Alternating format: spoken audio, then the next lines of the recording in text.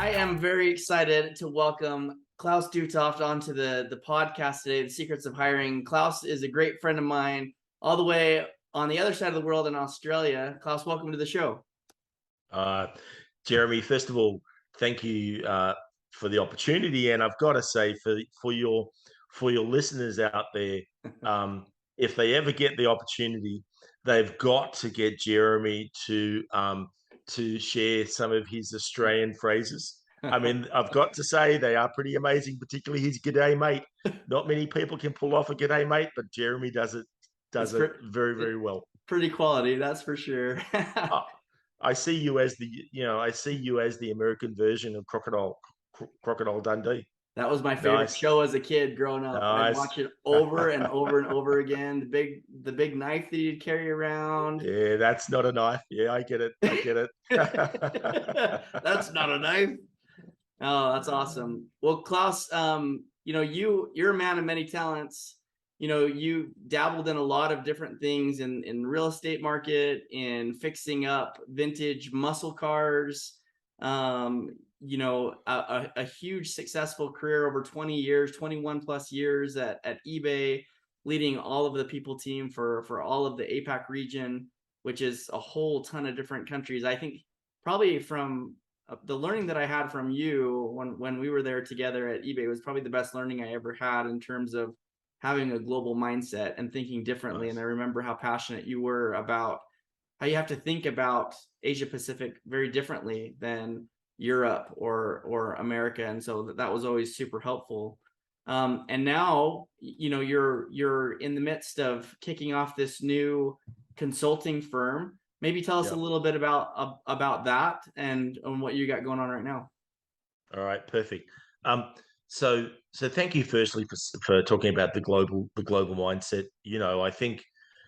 I think it's easy for us to be kind of locked in our box.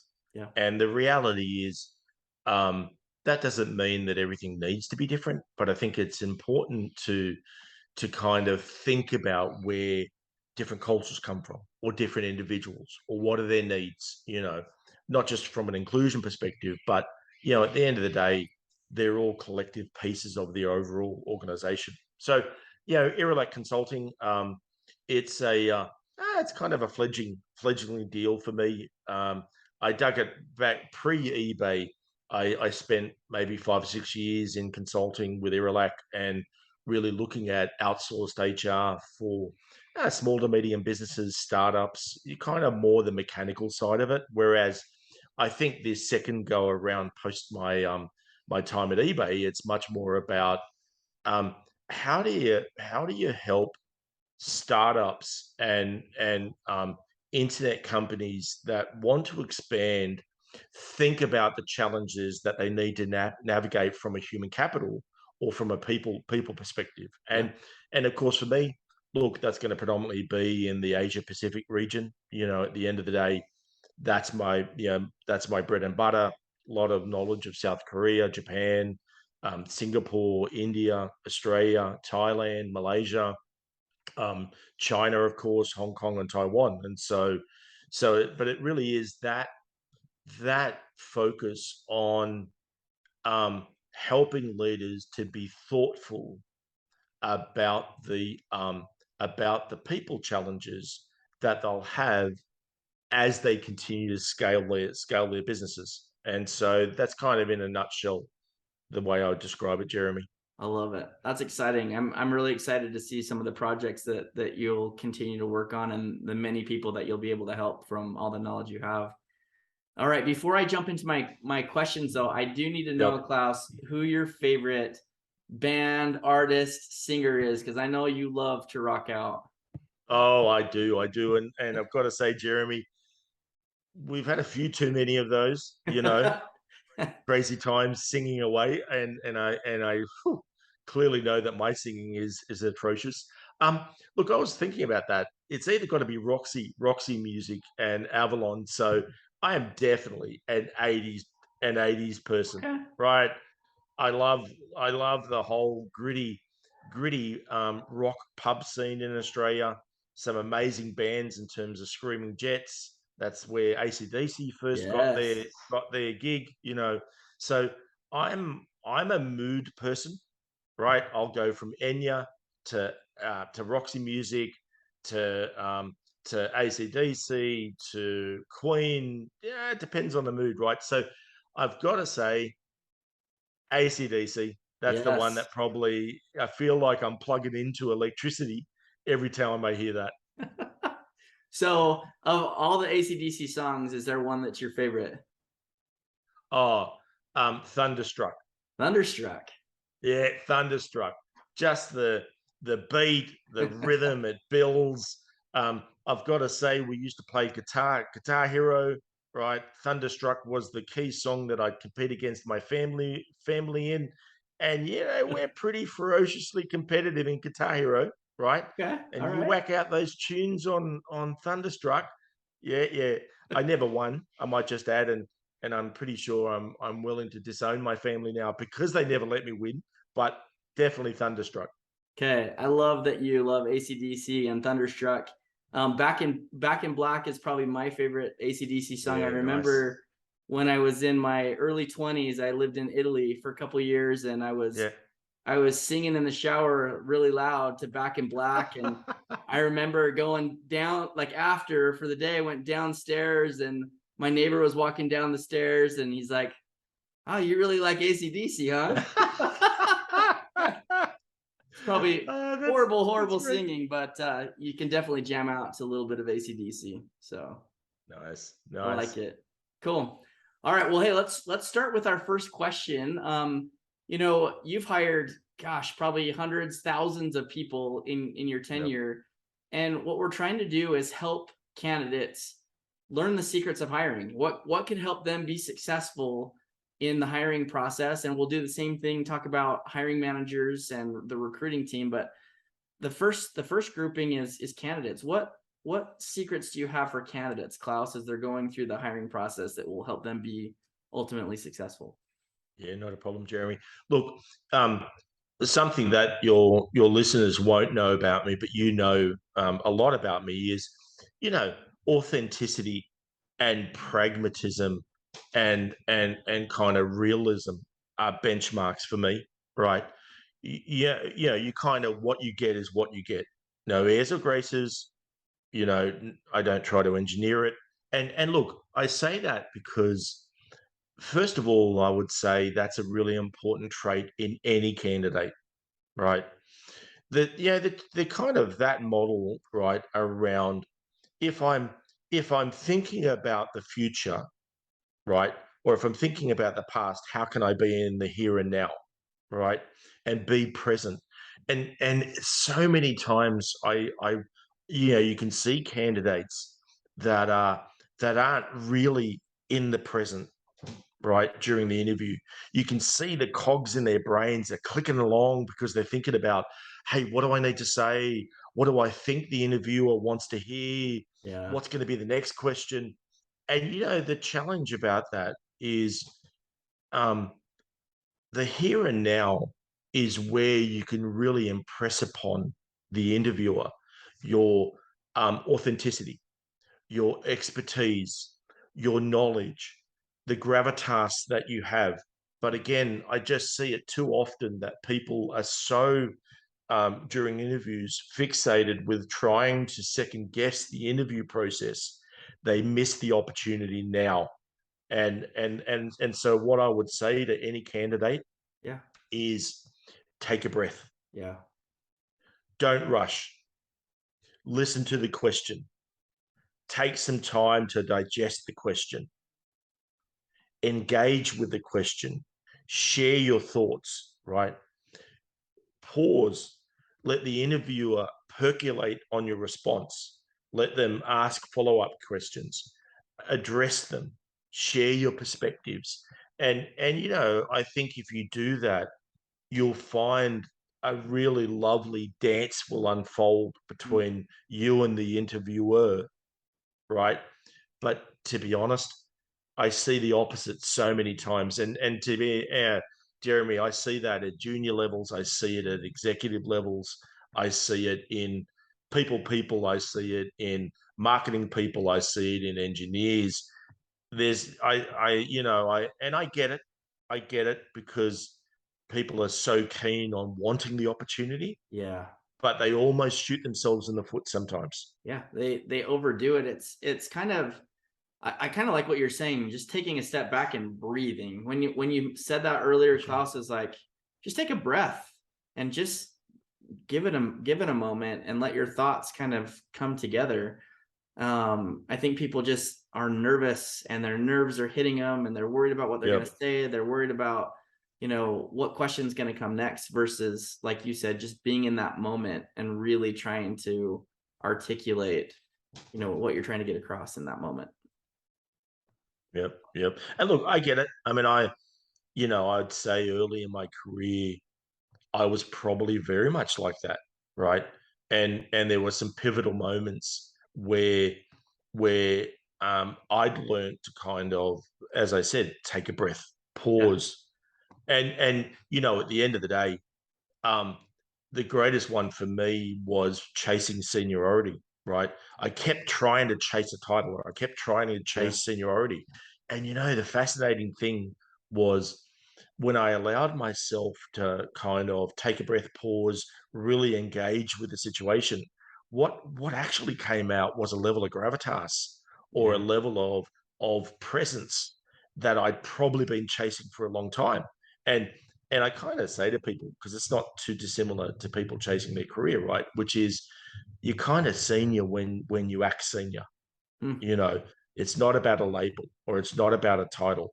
It's that moment when there's a maturity that comes out and a gravity and a presence and a groundedness. And I think for candidates, they can very much do that by simply just taking a breath, really listening, and then really engaging with the question. Yeah.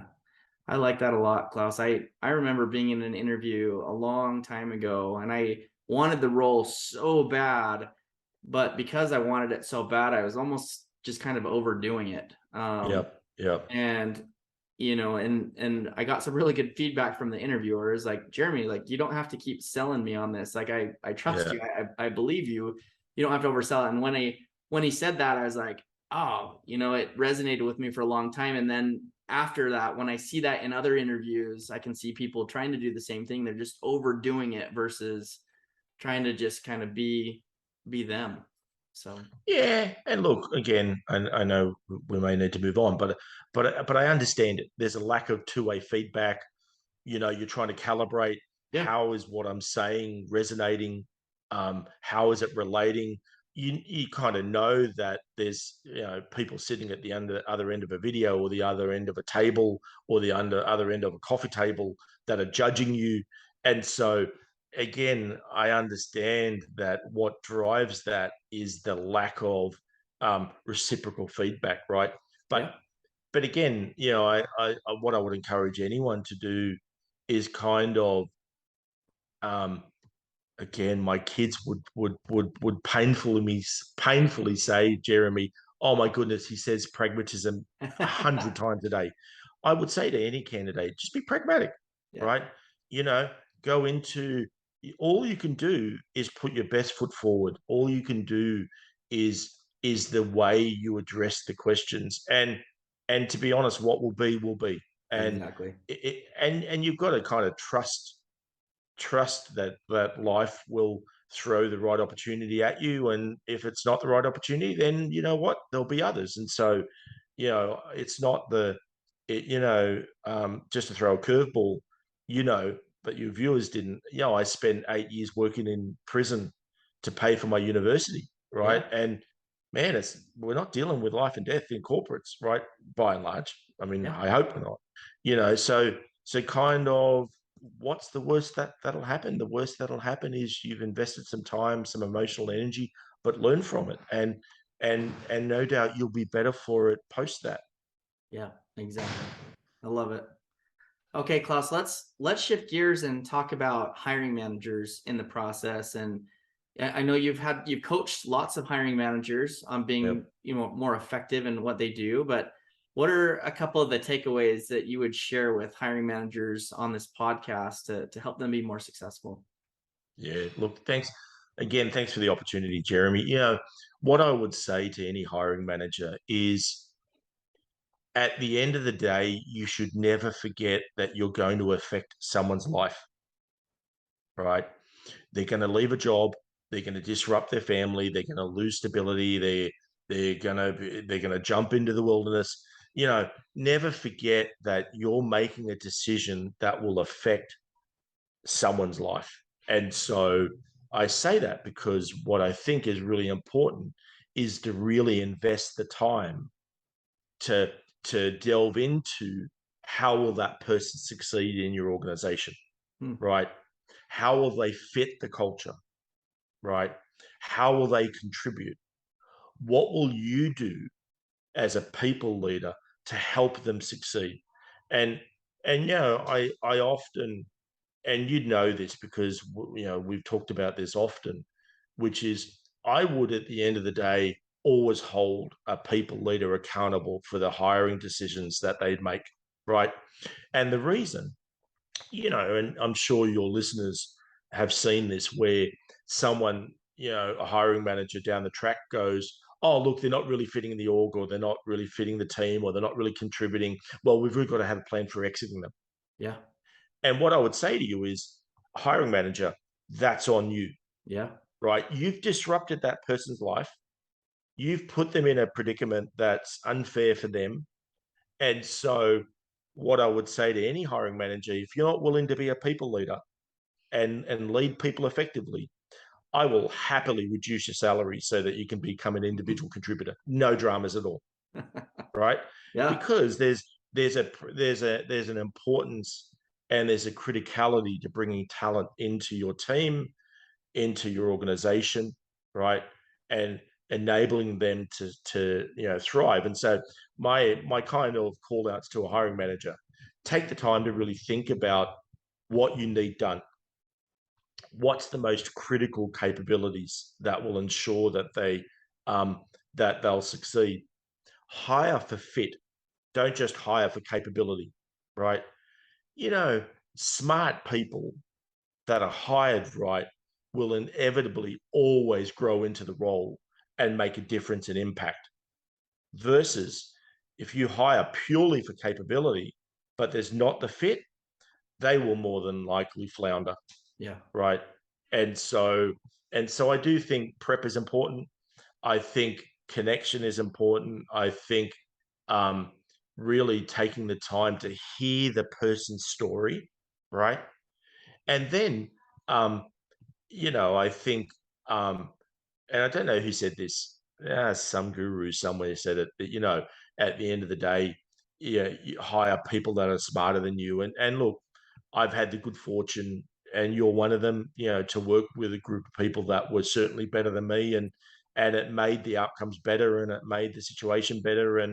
And so, as a hiring manager, bring diversity and bring creativity into your team. So Yeah.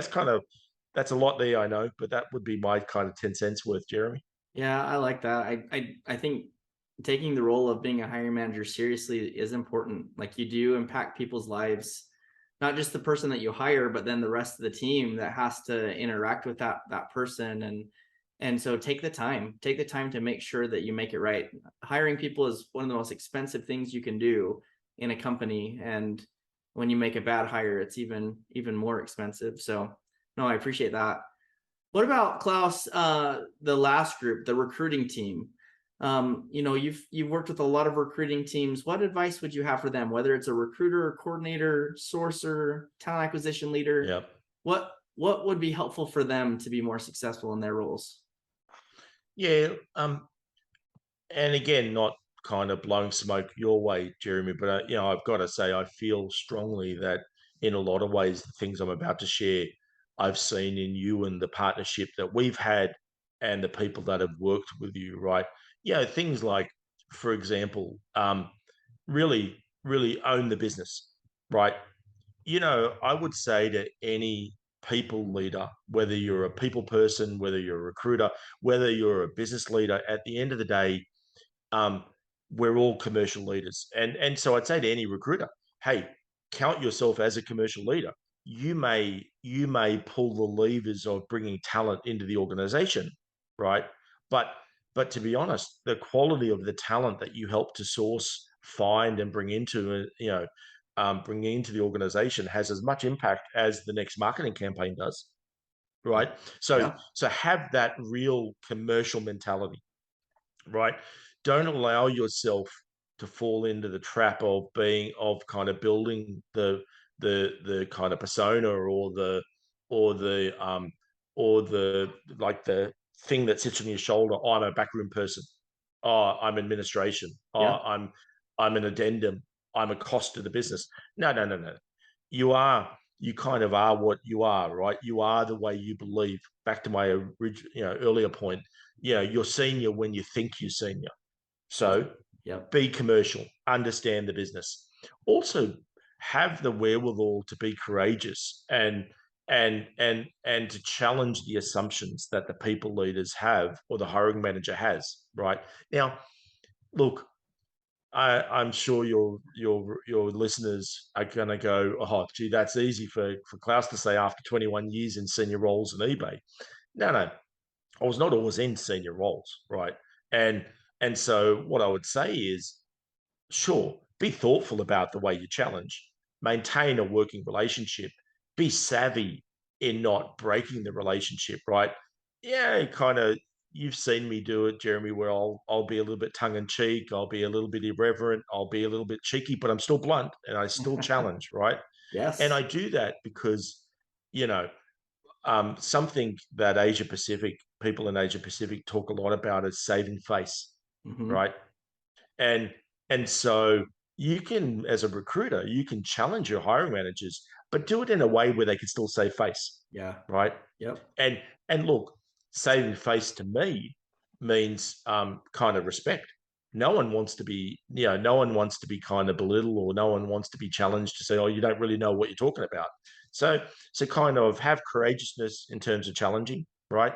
Yeah. The third one is um, really ask thoughtful questions, right? You know, I think the best recruiter I've ever worked with kind of really really acted in a way, almost as an agency. They saw all of their hiring managers as customers. They managed them in a customer friendly way. They returned calls, they managed expectations, they were prompt, they gave status updates. You know, often I think what happens with a recruiter, they get hammered because, and I get it, when you're super busy, but it just takes a couple of seconds to send an email and Yeah. go, 100%. hey, Jeremy, I'm on top of this. I'm seeing a couple of candidates. They're coming in.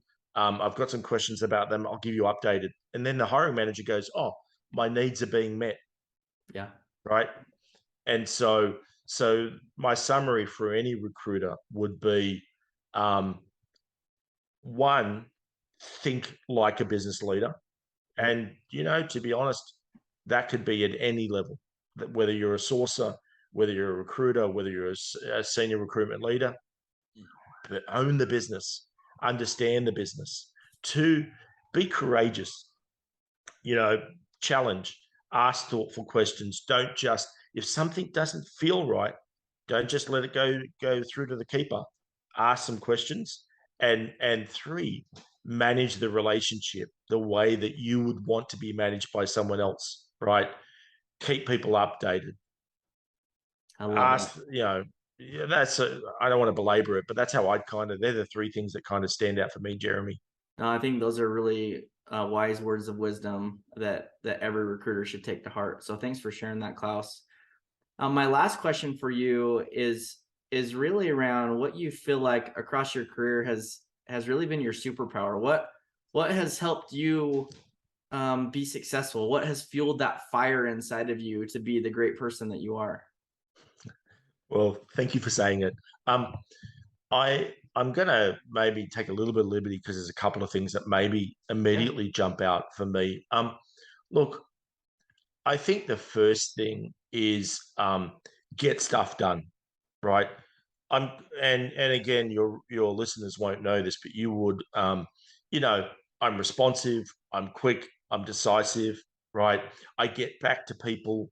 It doesn't matter where they are in the organization, whether they're the most senior or they're the most junior. I always respond, right? And and um and I say that because people like that authenticity, Yeah. right? People like, people have often said to me, you navigate like all levels well. I go, but that's because everybody is valuable. It's not just the CEO, or it's not just the head of HR, or equally, it's not just every customer service rep. Everybody is valuable, Yeah. right?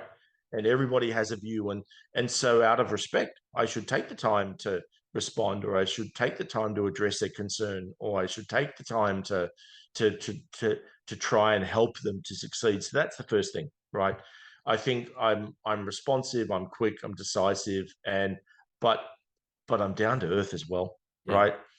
And then I think the only other thing that I would highlight is maybe um, authenticity and pragmatism, right? And what I would say is, you know, in the people function, sometimes we we're our own worst enemy, right? Yep. And I think pragmatism for me is being able to say, will this really make a difference? Why are we doing something?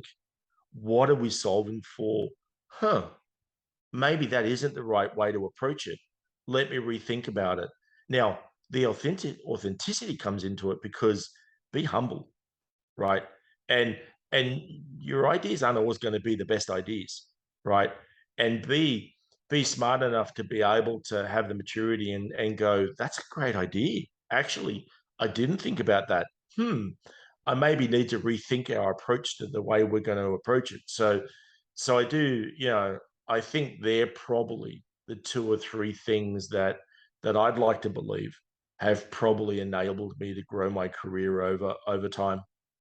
Yeah, those things definitely resonate with me about you, Klaus. A couple of other ones that I would mention, if you don't mind. Mm. One of the things I really like about you, Klaus, is you're really great about bringing all the right parties of people together. I remember Yep. on a lot of different calls, you'd be like, "Hey, Jeremy, have you involved EO? Have you involved Jenny? Have you involved Yep. Sam?" And making sure that everybody has a voice at the table and that we're thinking about things holistically. But you're really good at making everybody feel welcome and everybody feel included in something Nice. bigger. Like you're really, really good at that. You're also really great at helping people understand things in a realistic way. And what I mean by that is you're really great at telling stories.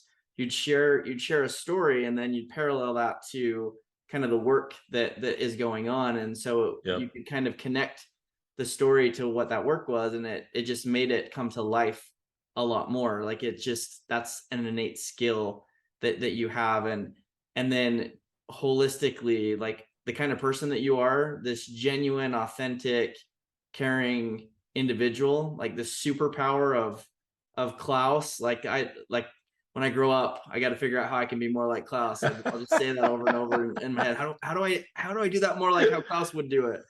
But you're the real deal, and Thank you for saying it. you've built so many great relationships, and you're going to continue to help people be so successful throughout everything you do. I'm excited, like I said, about your consulting business, and there's probably tons of startups or different companies that are different stages of the life cycle in APAC that should be reaching out to you to say, gosh, how should I be thinking about leadership? How should I be thinking Thank you. about how we structure this business? How do we think about being more commercial and being more effective? Like you can definitely help a lot of people. So if we were to point people in your direction, what would be the best way to point them to have them reach out to you on LinkedIn, or is there an email address, or what would be Yeah, best yeah. for folks to reach out to you?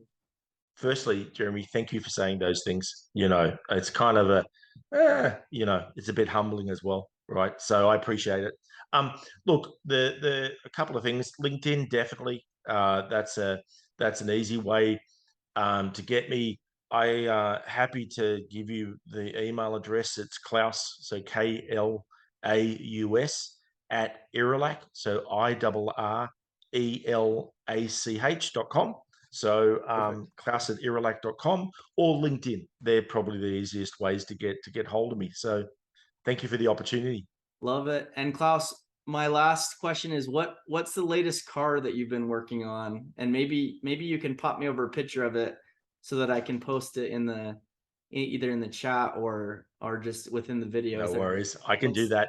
I've got to say, at the moment, Australia made an Australian, a Holden, so GMH, and a 1961 equivalent, our version, of the 57 Chevy, right? Okay.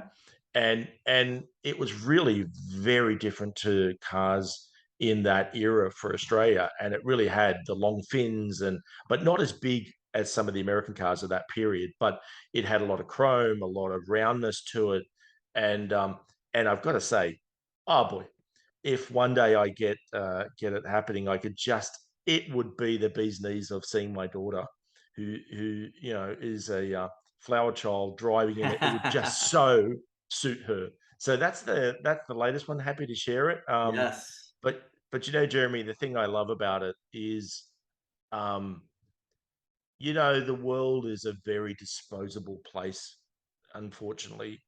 And I love the idea of kind of bringing something old back to its glory, right? And maybe enhancing it. Yeah, a bit of a rat rod, but I think, too many things in life get discarded. And so it's kind of nice of being able to bring it back to its former glory and think of it not on the heap.